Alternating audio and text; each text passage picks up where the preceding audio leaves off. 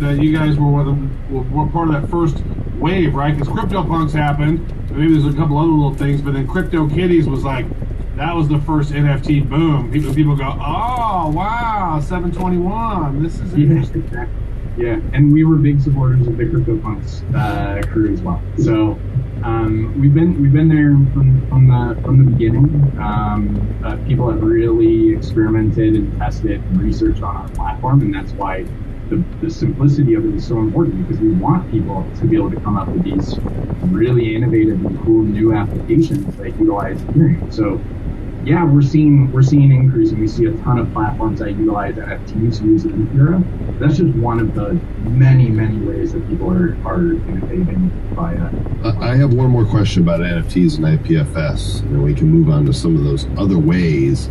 Is there any way for somebody to have their image taken down once it's been uploaded to IPFS? That's a loaded question. Well, that's good. I want a loaded answer then. So, there is complexities with different jurisdictions across our, globally accessible world. It is possible that should be taken down. Can they easily? No.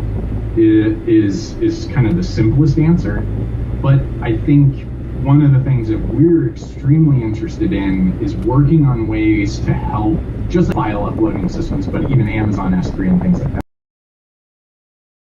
all work to try and make sure that people aren't using this for bad stuff. And we see that as a responsibility of ours as well. And it's the defining of what is bad stuff is hard.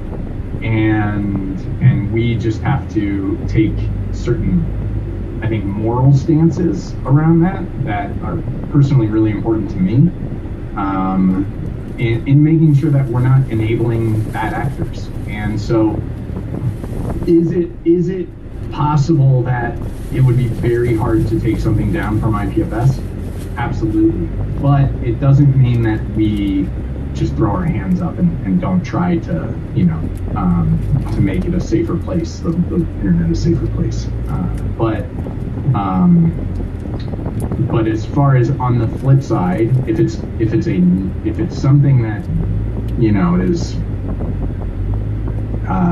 not harmful to someone else, then realistically, no, you shouldn't be able to take that down. Well, I mean, we live in an era where we're redefining for people, what's harmful. There's had people that have lost their social media accounts deemed to be, quote, harmful because somebody got their feelings hurt, which isn't really harmful. It might hurt their feelings, but it's not harmful. So, is there a body that can say, well, we deem this harmful, even though it's just free speech, and have it removed? As of right now, as the way that IPFS works, that could not happen. And so, that's a complex scenario, right?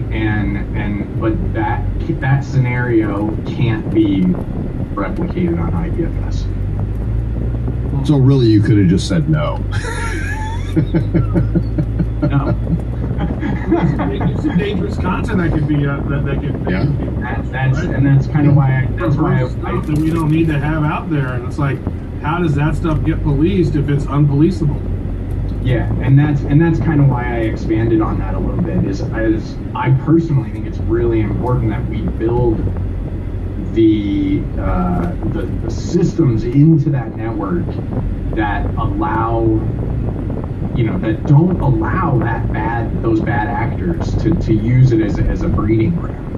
I think that's incredibly important across all of these decentralized platforms. Is how do you, in supporting the ethos of the decentralization, how do you make it so that it's a safe place to act, and it's not for bad actors. Maybe some of those contents they can remain there because it's the decentralized nature of it, but there's some sort of blacklist filter that individuals could use to ensure that certain content doesn't come through or something. Maybe it's on the user end more so than the platform end. That way the decentralized nature stays decentralized, but it gives the power to the users. Like, I don't want to see some porn stuff. I don't want to see some horrible shit, right? So if something's been flagged at or something, it's the users can kind of police it. They can kind of flag certain content, and then on the front end, we can maybe make sure that we don't see that stuff. Yeah, it's a super interesting idea, for sure. I want to ask about this. So we know that Binance is also built on Solidity for the most part. Like Binance Smart Chain, a lot of projects that are built on Binance use a lot of the same sort of code metrics, or at least the structure. Is there any time where Infura might support additional blockchains other than just Ethereum? Yeah, absolutely. Simple answer. I think Binance Smart Chain is interesting. It is an Ethereum fork essentially. That we currently support we currently support 3 fully standalone chains, and those are Polygon, Optimism, and Fiverr. And so all have different kind of application purposes. But yeah, I think we have to. What's really cool about the Ethereum ecosystem is that you're going to see chains that are built on the Ethereum code base because it's so robust and it's got so much development effort put behind it. And for us to kind of keep in such close contact with this development, this super powerful developer community, we can basically go, oh, okay, we're seeing some really interesting use cases here, and we can make those even easier to develop against. And so it's kind of like constantly keeping an eye on how things are growing and where developers are focusing their efforts, and making sure that our platform stays relevant for those people.